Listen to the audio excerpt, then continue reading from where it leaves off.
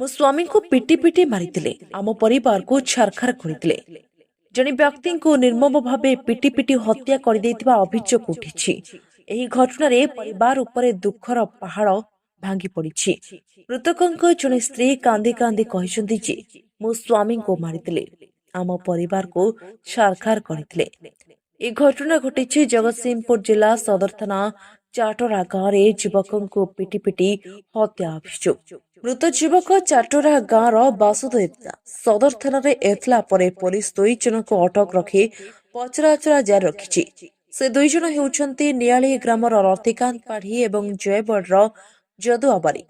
ତା ସହିତ ଅନ୍ୟ କିଏ ଥିବାର ତଦନ୍ତ ଜାରି ରହିଛି। କ୍ଷତିପୂର୍ଣ୍ଣ ଦାବିରେ ମୃତକଙ୍କ ସମ୍ପର୍କୀୟ ଓ ଗ୍ରାମବାସୀମାନେ ହାଟବଜାରଠାରେ ଶବ ରଖି ରାସ୍ତା ଅବରୋଧ କରିଥିଲେ। ଘଟଣାସ୍ଥଳରେ ଉତ୍ତେଜନା ହେବାରୁ ପୋଲିସ ମୁତୟନ କରାଯାଇଥିଲା। ଉତ୍ତେଜନା ବୃଦ୍ଧି ପାଇବାରୁ ଏହାକୁ ଦୃଷ୍ଟିରେ ରଖି ପୋଲିସକୁ ମୃଦୁ ଲାଠିଚାଳନା କରିବାକୁ ପଡ଼ିଥିଲା। ଘଟଣାସ୍ଥଳରେ ଅତିରିକ୍ତ ଏସ୍ପି ସତ୍ୟବ୍ରତ ଦାସ ପହଞ୍ଚି ଆନ୍ଦୋଳନକାରୀମାନଙ୍କ ସହିତ ଆଲୋଚନା କରିବା ପରେ ରାସ୍ତା ଅବରୋଧ ହଟିଥିଲା।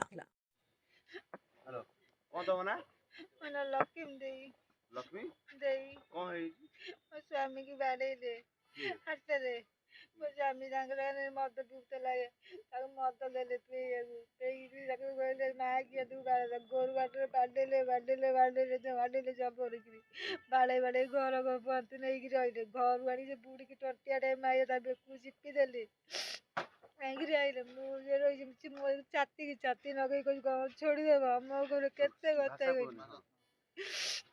ଆଜି ଏତିକି କହିକି ମୁଁ ଯେ ଗଲେ ତାଙ୍କର ଯୋଉ ପଳେଇ, ମୁଁ ତାଙ୍କୁ ନେଇ ଘରକୁ ଗଲି। ଘରୁ ଆସିକି ଶୋଇଲେ, କହିଲା ଛାତି ହେଲା। ମୁଁ କହିଲି କଣ ଛାତି ନା, ମୋ ଛାତି କଣ ହେଇଯାଉଛି। ସାଙ୍ଗେ ସାଙ୍ଗେ ମେଡ଼ିକାଲ ନେଇକି ଆମେ ଆଇଲୁ ରାତିରେ। ଏତିକି ଜାଣେ, ଆଉ ସେ ଯଦୁଆ ହଉଛି ରାତି ଏଇ ମଦ ପିଆରେ। ଗୋରୁ ହାଟରେ, ସୋମନାଥ ହାଟ। ସୋମବାରେ। ନାଇଁ ତାଙ୍କୁ ତ ଚା ବର୍ଷା କେହି ନଥିଲେ। ମୁଁ ଛୁଆ ଦିଟାକୁ ନେଇକି ରାତିରେ ଆଇଲି। ଆଜି ଗଲେ ଏଇ ଘଟଣାଟା ମୁଁ ଜାଣିନି ଆଉ ହେଲା। ସେ ସବୁ ଅଛନ୍ତି କାନ୍ଦି ଯାଇଥିଲେ ତାଙ୍କ ଘର ସବୁ। ସିଏ ବହୁତ ଜଣ ଅଛି ହେଲା। ମୁଁ 2 ଜଣଙ୍କୁ ଦେଖିଛି, ତାକୁ ମାରିକି ତାକୁ ଗଡେଇ ଯାଇଲେ ହେଲା। ନାଇଁ କିଛି ନାଇଁ, ଯେ ତାଙ୍କ ବାଟରେ ଯାଇ ତାଙ୍କ ବାଟରେ ଆଜ୍ଞା। ଆଉ ତ ଆଣି ଜୋର ଛାତିଟା ପେନ୍ ହେଲା ଆଉ। ଡାକ୍ତର କହିଲେ ତମେ ତାଙ୍କ ଘରକୁ ନେଇଯାଅ, ତାଙ୍କ ଦିହ ଟିକେ ବାଗ ନାଗିଲେ। ହଁ, ତାକୁ କହୁଛ ଗୋଟେ ମାରିଛନ୍ତି, କଡା ଫୋଡା ଦେହରେ ମାରିଛନ୍ତି ହେଲା। ମାରିକି ଛାତି ପେଟ ପୁରା ଗୁମ କରି ରଖିଦେଲା ଆଉ ସେ କଥା କହିଲେ ନାହିଁ ଆଉ। ଏ କଥାଟା ତାଙ୍କର ଏଗୁରା ସବୁ ଖଣ୍ଡିଆ ହେଇଛି ତାଙ୍କର। ମୁଁ ନିଆଇ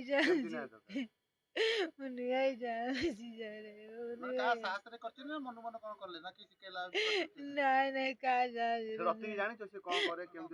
ସେ ଗୁଣ୍ଡାକୁ କତିରେ ରୁହେ। ଯେ ମୁଁ ତାଙ୍କୁ ଏତିକି ଜାଣିଛି ସାରେ। ସିଏ କଣ କରେ ମୁଁ କିଛି ଜାଣିନାହିଁ। ଗୁଣ୍ଡାକୁ ମହାପାତ୍ର। ମୁଁ ଆଉ କିଛି କହିପାରିବି ନାହିଁ ସାରେ।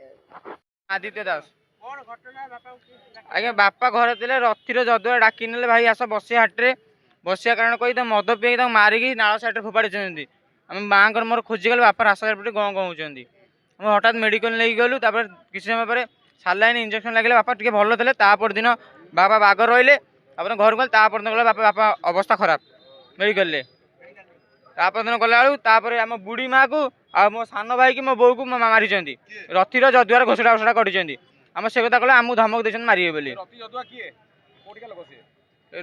ଯଦୁଆ ହଉଛି ଜୟବଡ଼ର। ରଥି ଘରଟା ଆଜ୍ଞା କହିପାରିବିନି, ସେ ଜୟବଡ଼ରେ ରହୁଛି ଆସିକି।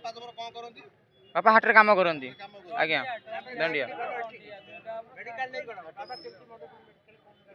ଆଜ୍ଞା, ଡକ୍ଟର କହିଲେ ବାପା ଆଉ ନାହାନ୍ତି।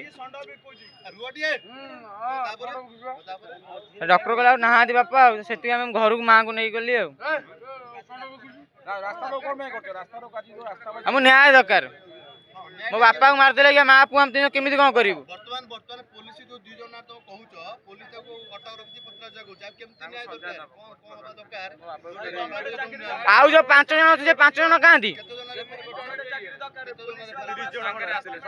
30 जन नांदे हम काहा को चिन्हि नौ 2 जन जन रथिया जदुआ आउ काहा कहबो हमें ताको जो ग्रुप छ से ग्रुप छ कांदी 2 जन भाबे आउ कांदी से हमर दरकार ग्रुप छ तांकर सब दरकार